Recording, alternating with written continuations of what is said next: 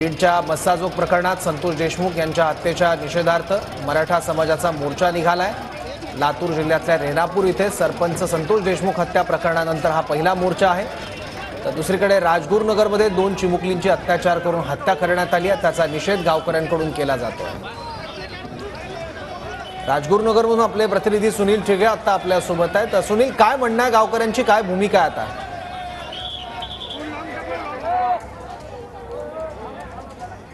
नक्की सौरव, ज्या पद्धतीने पाहिलं की काल जी घटना घडली होती की पुणे जिल्ह्यातील राजगुरुनगर या ठिकाणी ज्या 2 चिमुकल्या आहेत त्या चिमुकल्यांवरती खरं तर अत्याचार करून हत्या करण्यात आल्याची ही जी घटना आहे ती घडली होती आणि त्याच निषेधार्थ खरं तर काल या ठिकाणी ठिय्या आंदोलन झालं। सुमारे 9 तास हे खरं तर आंदोलन सुरू होतं।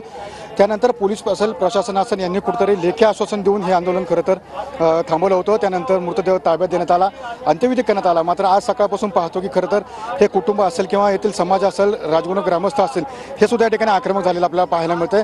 आता सध्या पुणे नाशिक महामार्गावरती सध्या रस्ता रोको आंदोलन सुरू करण्यात आलेलं आहे। जवळजवळ 20 ते 25 मिनिटं आले हा रस्ता सध्या रोखून ठेवलेला आहे आणि नराधम आरोपीला लवकरात लवकर फाशीची शिक्षा द्या अशीच मागणी कुठेतरी या ठिकाणी केलेली आपल्याला पाहायला मिळते।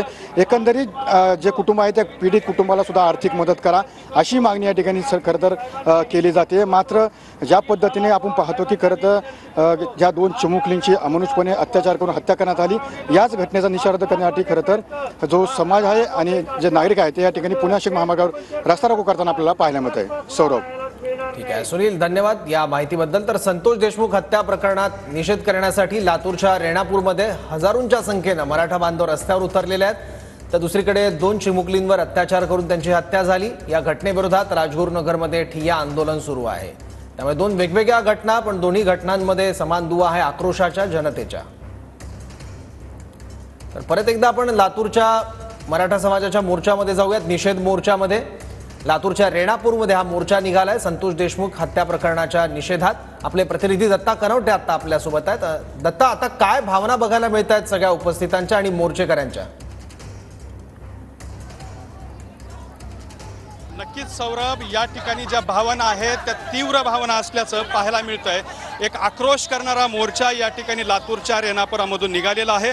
संतोष देशमुख यांच्या हत्येच्या विरोधामध्ये निघालेला हा राज्यातला पहिला मोर्चा आहे। या मोर्चानंतर उद्या बीडमध्ये सुद्धा मोठा मोर्चा निघणार आहे। मात्र रेणापूरकरांनी हा पहिला मोर्चा काढून आपली एक पहिली आक्रमक प्रतिक्रिया दिलेली आहे। ज्या मोर्चामध्ये हजारो लोक सहभागी झाले असल्याचं आपल्याला पाहायला मिळतंय।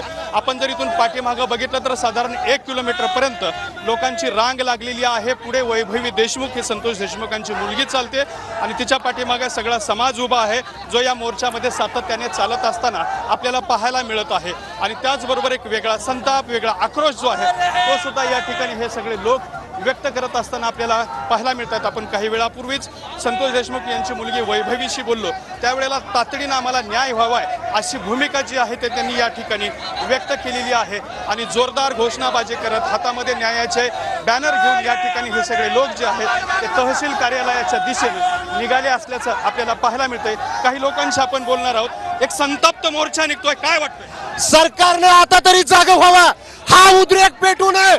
मराठा समाज पूर्ण चिडलेला आहे। एकमुखी मागणी आहे, या घटनेचा मुख्य सूत्रधार हा वाल्मिक कराड आहे, असताना सुद्धा सरकार त्यांना पाठीशी घालण्याचं काम करत आहे। म्हणून हा समाजाचा उद्रेक आहे। तुमची काय भूमिका? एक उद्रेक दिसती भूमिका आहे। महाराष्ट्रात समाजा मंडळावर खूप अन्याय झालाय। या जातीवादी धनंजय मुंडे आणि पंकजा मुंडेंना तात्काळ अटक करून या वाल्मिक कराडवर 302 चा गुन्हा दाखल करण्यात यावा। हा गुन्हा दाखल नाही झाला, अटक नाही झाला, या पुढचा मोर्चा लातूर जिल्ह्यामध्ये सर्वात मोठा